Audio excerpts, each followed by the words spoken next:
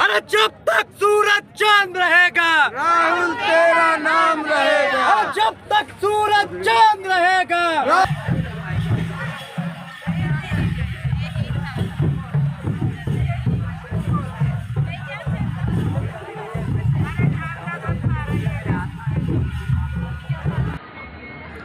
और लोगों ने हमें कहा देखिए आप कन्याकुमारी से कश्मीर चले तो झारखंड का क्या होगा, उड़ीसा का क्या होगा, हमारे जो गांव हैं वहाँ से तो आप निकले ही नहीं। तो इसलिए हमने मन बनाया कि दूसरी यात्रा हम मणिपुर से शुरू करेंगे और महाराष्ट्र तक वो यात्रा जाएगी और झारखंड के बीच में से निकलेगी। और इसलिए मैं आज आपके सामने यहाँ खड़ा हूँ भाषण दे रहा हूँ। दो तीन चीजें झारखंड की जनता ने झारखंड की जनता ने अलग अलग वर्गों ने मुझे बताई। अभी मैं आदिवासी गांव से आ रहा हूं, वहां पे हमने आदिवासी महिलाओं से बात की और उन्होंने हमें बताया कि सो से उनकी जमीन छीनी जा रही है किसी ना किसी बहाने से।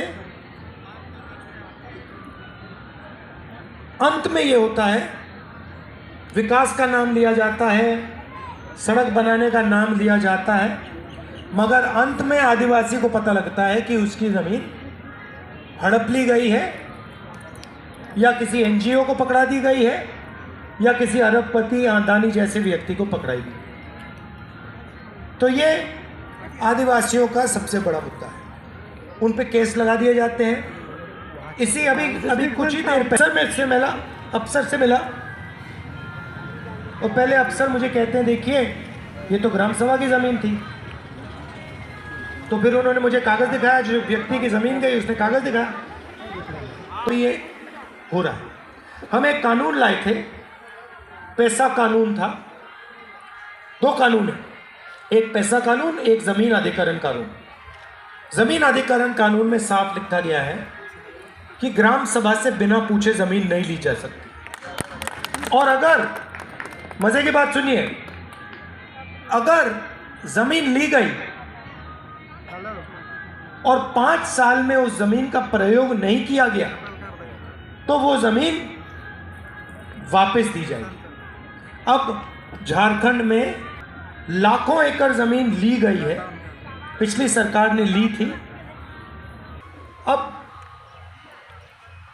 किसी को नहीं मालूम कि हिंदुस्तान में किस वर्ग की कितनी आबादी है। अगर मैं आपसे पूछूं, यहां पे पिछड़े वर्ग के लोग हैं, आदिवासी वर्ग हैं, दलित लोग हैं, अगर मैं आपसे पूछूं भैया मुझे बताओ इस देश में पिछड़े वर्ग के कितने लोग हैं, यहां पे कोई जवाब नहीं दे सकता है। बताओ कितने लोग हैं पिछड़े वर्ग के? देखो आंकड़ा नहीं किसी को मालूम। मैं आदिवासी कि देश में 8% आदिवासी, 15% दलित। 8 और 15 कितना हुआ?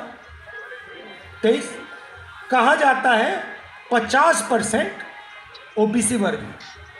कितना हुआ? 73 हो गया। अब 73% आबादी है